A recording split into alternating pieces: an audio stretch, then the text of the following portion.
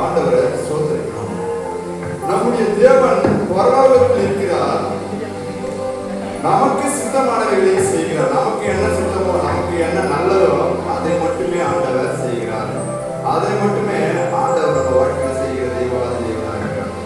ஆண்டவர் நம்ம துதிக்கும் போது ஆண்டவர் நமக்கு நன்மைகளையும், ஆண்டவர் நமக்கு கிருபைகளையும், ஆண்டவர் நமக்கு மகிமைகளையும் சொல்கிறார். இந்த வசனங்களை பின்னாடி நம்ம பார்க்கும்போது எல்லாமே பொய்யானது.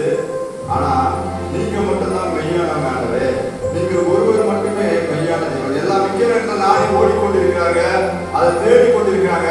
ஆனா நீங்க ஒருவர் மட்டுமே மெய்யான தெய்வம். ஏன்னா அது வாய் இருந்தும் பேசாது, காது இருந்தும் கேட்காது, மூக்கு இருந்தும் நமக்கு நுகராது, கால் இருந்தும் நடக்காது, கை இருந்தும் எதுவுமே செய்யாது. நீங்க ஒருவர் மட்டுமே மெய்யான தேவன். நீங்க ஒருவர் மட்டுமே ஆசீர்வதிக்கப்பட்ட தேவன். நீர் ஒருவர் மட்டுமே உண்மையுள்ள தேவன் சொல்லி வசனம் சொல்லுது.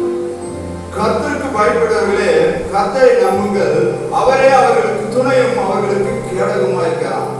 ஆண்டவருக்கு பயப்படுற பயம் நம்ம வாழ்க்கை. ஏன்னா அவர் மட்டும்தான் நமக்கு துணை இருக்கிறாரு, நமக்கு கேடகமா இருக்கிறாரு, நமக்கு மகிமையா இருக்கிறாரு. ஒவ்வொரு நாளும் நம்மளை பாதுகாக்கிற தேவன் அவர் ஒருவர் மட்டுமா. கர்த்தர் உங்களையும் உங்கள் பிள்ளைகளையும் ஒவ்வொரு நாளும் வர்த்திக்கப்படுகிற தேவாத தேவன் ஆண்டவர் நமக்கு காண்கிறார். அந்த தேவன் நம்ம சொல்றாரு. நாமும் என்றென்றைக்கும் இன்று முதல் என்றென்றைக்கும் கர்த்தரை சொந்தரிப்போம். ஆண்டவரை எப்பொழுதும் சொந்தரிப்போம். எந்த நேரத்திலும் எந்த நிலையிலும் ஆண்டவர் சோதரிக்கிற சோத்திரம், ஆண்டவரை கனப்படுத்துகிற கணம், ஆண்டவரை நம்ம மகிமைப்படுத்துகிறது என்று வாழ்க்கையை சொல்றோம். சரியா நான் சொல்றேன். எத்தனை